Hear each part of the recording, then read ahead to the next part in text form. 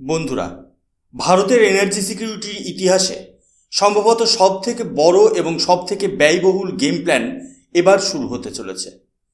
কল্পনা করতে পারেন, একটা দেশ বছরে 6 লক্ষ কোটি টাকা শুধুমাত্র ভাড়া দেয় অন্য দেশের জাহাজ ব্যবহার করার জন্য। হ্যাঁ, ভারত ঠিক সেটাই করে আসছিল, কিন্তু এবার পরিস্থিতি বদলে যাচ্ছে। ভারত সরকার এক ঝটকায় 24,000 কোটি টাকার এক অতি দানবীয় শিপিং প্রজেক্টে সবুজ সংকেত দিয়েছে। ভারত এবার নিজেই তৈরি করবে বিশ্বের সবথেকে শক্তিশালী ভেরি লার্জ গ্যাস ক্যারিয়ার বা ভিএলজিসি। এই ভিডিওতে আমরা দেখব কেন এই প্রজেক্ট গ্লোবাল ট্রেড এবং জিওপলিটিক্সে ভারতের অবস্থানকে চিরতরে বদলে দিতে পারে। নমস্কার, আমি সুশোভন। আজ আমরা আলোচনা করব ভারতের সেই নীল বিপ্লব নিয়ে, যা দিয়ে গ্লোবাল মিডিয়াতে তোলপাড় শুরু হয়ে গিয়েছে। বন্ধুরা, স্ক্রিনে এই হেডলাইনটি দেখুন। এটি কোনো সাধারণ খবর নয়, এটি ভারতের মেরিটাইম সভারেনিটি বা সমুদ্র সার্বভৌমত্ব অর্জনের প্রথম ধাপ। ভারত শিপিং কর্পোরেশন অফ ইন্ডিয়ার মাধ্যমে 59টি বিশাল জাহাজ কেনার বা তৈরির প্রক্রিয়া শুরু করেছে, যার মধ্যে 8টি হলো ভিএলজিসি। মজার ব্যাপার কি জানেন? ভারতের ইতিহাসে আগে কখনো আমরা এই ধরনের উচ্চ প্রযুক্তির গ্যাস ক্যারিয়ার নিজেদের দেশে তৈরি করিনি। আজ আমরা এর নেপথ্যের গভীর কারণ এবং ঐতিহাসিক প্রেক্ষাপট বিশ্লেষণ করব। বন্ধুরা, এবার আমরা সেই আসল সত্যটা উন্মোচন করব, যা সচরাচর সাধারণ মিডিয়াতে আলোচনা হয় না। প্রশ্ন উঠতেই পারে, ভারত হঠাৎ করে কেন জাহাজ তৈরির জন্য এতটা অ্যাগ্রেসিভ হয়ে উঠল? কেন রাতারাতি 24,000 কোটি টাকার বাজেট বরাদ্দ করা হলো? এর উত্তর লুকিয়ে আছে আমাদের জিওপলিটিক্যাল ভালনারেবিলিটি বা ভূরাজনৈতিক দুর্বলতার গভীরে। ভারত তার প্রয়োজনীয় এলজিপির প্রায় 50% বেশি আমদানি করে মধ্যপ্রাচ্য, কাতার এবং আমেরিকা থেকে। কিন্তু ট্র্যাজেডিটা হলো, এই গ্যাস যে জাহাজে করে আমাদের বন্দরে পৌঁছায়, সেই ভেসেলস বা জাহাজগুলোর মালিকানা অধিকাংশ ক্ষেত্রেই বিদেশি কোম্পানির। অর্থাৎ রান্নার গ্যাস আমাদের, টাকা আমাদের, কিন্তু যে পাত্রে করে সেই গ্যাস আসছে সেই পাত্রটি আমাদের নয়। একটু পিছিয়ে গিয়ে 2020 সালের সেই ভয়াবহ গ্লোবাল সাপ্লাই চেন ক্রাইসিসের কথা মনে করুন। প্যান্ডেমিকের সময় যখন সারা পৃথিবী থমকে গিয়েছিল, তখন আমরা একটা কঠিন শিক্ষা পেয়েছি। বিপদের সময় যদি আপনার হাতে নিজের ট্রান্সপোর্ট বা লজিস্টিক্স কন্ট্রোল না থাকে, তবে আপনার অর্থনীতি যে কোনো সময় তাসের ঘরের মতো ধসে পড়তে পারে।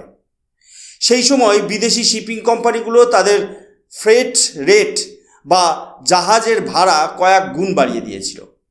ভারত তখন এক প্রকার জিম্মি হয়ে পড়েছিল। সেই সময় আমাদের শিখতে হয়েছে যে এনার্জি সিকিউরিটি মানে শুধু গ্যাস বা তেল থাকা নয়, সেই জ্বালানি নিরাপদে দেশে নিয়ে আসার ক্ষমতা থাকাও সমান গুরুত্বপূর্ণ। এতদিন ভারত তার ফ্রেট এক্সপেন্সেস বা জাহাজ ভাড়ার পেছনে বছরে প্রায় 6 লক্ষ কোটি টাকা ব্যয় করত। এই বিপুল পরিমাণ টাকা আমাদের ফরেক্স রিজার্ভ বা বৈদেশিক মুদ্রার ভাণ্ডারে সরাসরি চাপ সৃষ্টি করছিল।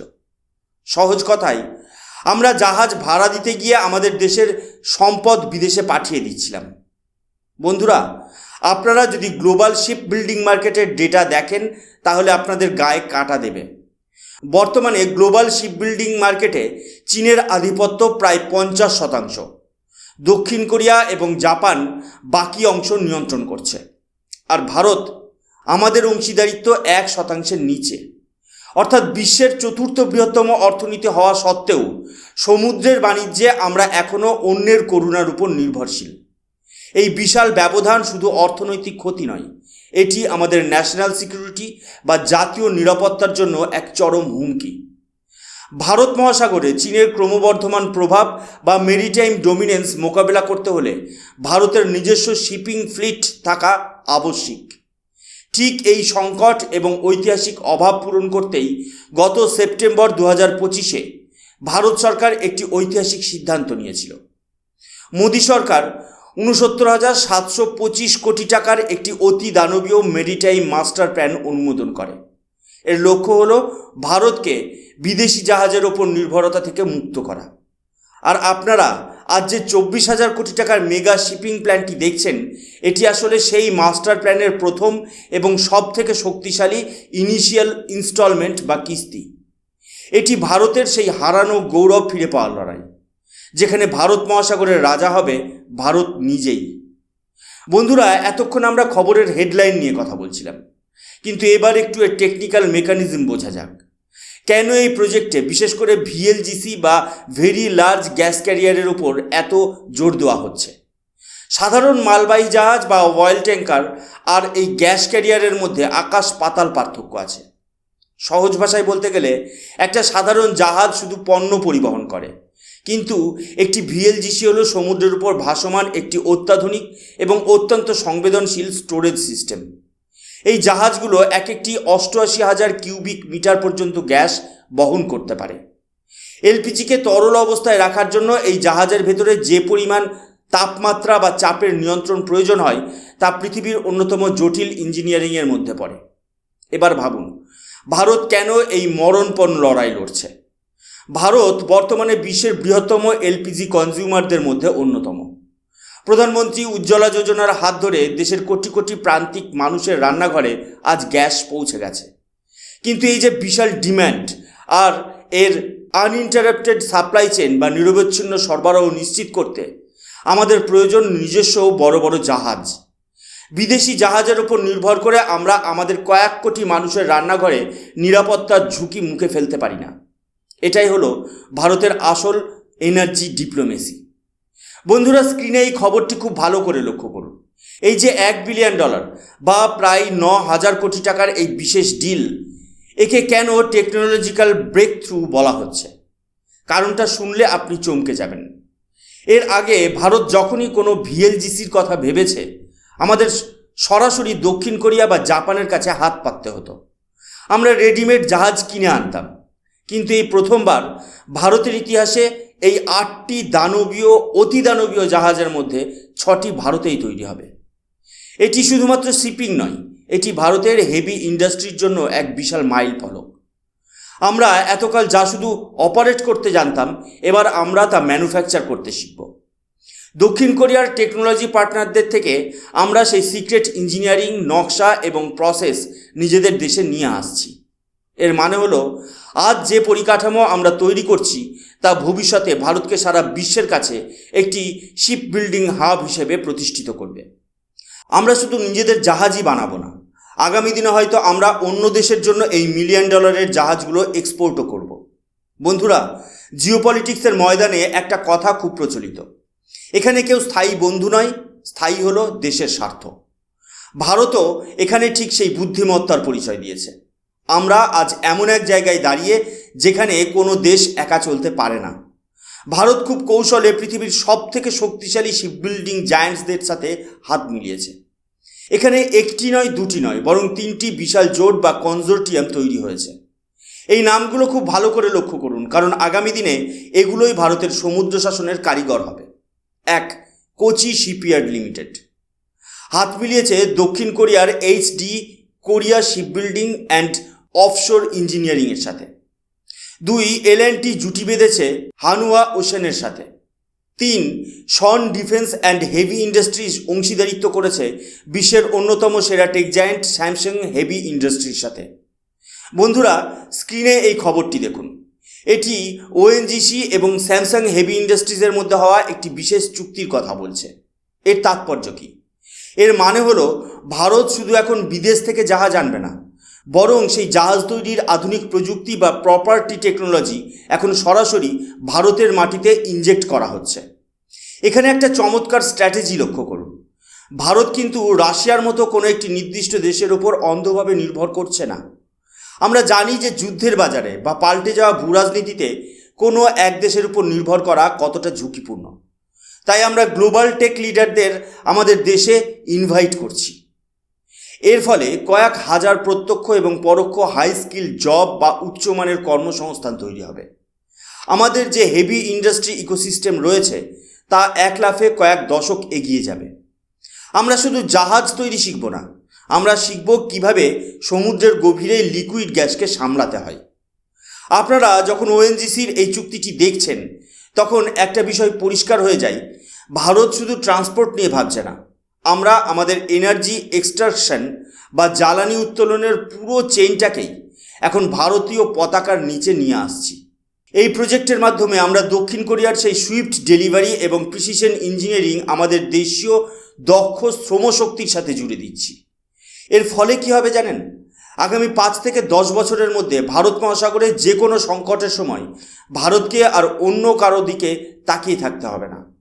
আমাদের নিজস্ব শিপইয়ার্ডে আমাদের নিজস্ব ইঞ্জিনিয়াররা যখন এই দানবীয় জাহাজগুলোর সার্ভিসিং বা তৈরি করবেন, তখন ভারতের স্ট্র্যাটেজিক অটোনমি বা কৌশলগত স্বায়ত্তশাসন এক অনন্য উচ্চতায় পৌঁছাবে। এটি শুধুমাত্র একটি বিজনেস ডিল নয়, এটি হলো ভারতের অদ্ভুত অথচ বাস্তব এক মেরিটাইম জয়যাত্রা। বন্ধুরা, এতক্ষণ আমরা প্রযুক্তি আর জোট নিয়ে কথা বললাম, কিন্তু এবার আসল অঙ্কে আসা যাক। একজন সাধারণ ভারতীয় নাগরিক হিসেবে আপনার মনে প্রশ্ন আসতেই পারে, 24,000 কোটি টাকা তো অনেক বড় অঙ্ক। এই বিপুল খরচ করে ভারতের পকেটে শেষমেশ কি আসবে? আসলে এই বিনিয়োগের লাভ শুধু টাকায় নয়, বরং ভারতের গ্লোবাল স্ট্যাচিওর বা বৈশ্বিক মর্যাদায় লুকিয়ে আছে। আসুন বিষয়টিকে 3টি পয়েন্টে বিশ্লেষণ করি। প্রথমত, দ্য ম্যাসিভ ফরেক্স সেভিংস। আপনারা জানলে স্তম্ভিত হবেন যে ভারত বর্তমানে বছরে প্রায় $75 বিলিয়ন বা 6 লক্ষ কোটি টাকারও বেশি ব্যয় করে শুধুমাত্র বিদেশি জাহাজ লিজ নেওয়ার জন্য।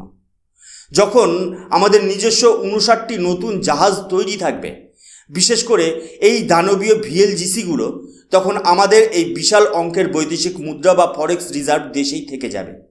এটি ভারতের কারেন্ট অ্যাকাউন্ট ডেফিসিট কমাতে এবং টাকার মান শক্তিশালী করতে এক বৈপ্লবিক ভূমিকা নেবে। আমরা আর জাহাজ ভাড়ার জন্য অন্য দেশের মুখাপেক্ষী থাকব না। দ্বিতীয়ত, ভারত কন্টেনার লাইন। আপনারা কি জানেন গ্লোবাল মেরিটাইম সেক্টরের ওপর মুষ্টিমেয় কিছু পশ্চিম ও চীনা কন্টেনার কোম্পানি একচেটিয়া আধিপত্য বা মনোপলি রয়েছে? ভারত সম্প্রতি ভারত কন্টেনার লাইন লঞ্চ করে এই আধিপত্যে সরাসরি আঘাত করেছে। যখন আমাদের নিজস্ব কন্টেনার লাইন এবং নিজস্ব ভিএলজিসি একসাথে কাজ করবে, তখন ভারতের এক্সপোর্ট ইম্পোর্ট বিজনেস বা মেরিটাইম কমার্স সম্পূর্ণভাবে মেক ইন ইন্ডিয়া ছাতার নিচে চলে আসবে। এটি ভারতের ক্ষুদ্র ও মাঝারি শিল্প বা এমএসএমইগুলোর জন্য এক আশীর্বাদ হয়ে দাঁড়াবে, কারণ তাদের ট্রান্সপোর্ট খরচ এক ধাক্কায় অনেক কমে যাবে। বন্ধুরা, এবার আসল জিওপলিটিক্যাল কনটেক্সটটা বুঝুন। সমুদ্রের লড়াই শুধু ব্যবসা লড়াই নয়, এটি প্রভাব বিস্তারের লড়াই। যখন ভারতের নিজস্ব বিশাল শিপিং ফ্লিট থাকবে, তখন ভারত বিশ্ব বাণিজ্য বা গ্লোবাল ট্রেড রুটে শুধুমাত্র একজন সাধারণ প্লেয়ার হিসেবে থাকবে না, বরং একজন নেভিগেটর বা চালক হিসেবে আত্মপ্রকাশ করবে। আপনারা নিশ্চয়ই চীনের সিল্ক রোড বা স্ট্রিং অফ পার্লস পলিসির কথা শুনেছেন। চীন ভারত মহাসাগরকে চারপাশ থেকে ঘিরে ফেলার যে নীল নকশা তৈরি করেছে, তাকে টেক্কা দিতে ভারতের এই নিজস্ব মেরিটাইম পাওয়ার গড়ে তোলা অত্যন্ত জরুরি। যদি মালাক্কা প্রণালী বা লোহিত সাগরে কোনোদিন যুদ্ধ বা অস্থিরতা তৈরি হয়, তখন ভারত যাতে অন্যের জাহাজের উপর নির্ভর না করে নিজের জ্বালানি ও বাণিজ্য সুরক্ষিত রাখতে পারে, এই 24,000 কোটি টাকার প্রজেক্ট সেই গ্যারান্টি দিচ্ছে। উপসংহারে এটাই বলবো, 2047 সালের মধ্যে ভারত যখন একটি উন্নত রাষ্ট্র হওয়ার স্বপ্ন দেখছে, তখন সমুদ্রের দখল ছাড়া সেই স্বপ্ন পূরণ অসম্ভব। এই 24,000 কোটি টাকার বিনিয়োগ আসলে একটি শুরু মাত্র। আমাদের লক্ষ্য 2030 সালের মধ্যে বিশ্বের সেরা 10টি শিপ বিল্ডিং দেশের মধ্যে ঢোকা। ভারতের এই পদক্ষেপ কি বিশ্ববাজারে চীন বা দক্ষিণ কোরিয়ার একাধিপত্য কমাতে পারবে? আপনাদের কি মনে হয়, ভারত কি পারবে 2047 সালের মধ্যে শিপিং সেক্টরে সুপার পাওয়ার হতে? অবশ্যই আপনাদের মতামত কমেন্টে জানান। ভিডিওটি ভালো লাগলে শেয়ার করুন এবং এই ধরনের ইনডিপথ জিওপলিটিক্যাল অ্যানালিসিস দেখতে সাবস্ক্রাইব করুন আমাদের চ্যানেল অদ্ভুত অথচ বাস্তব। সঙ্গে থাকুন, সাথে থাকুন।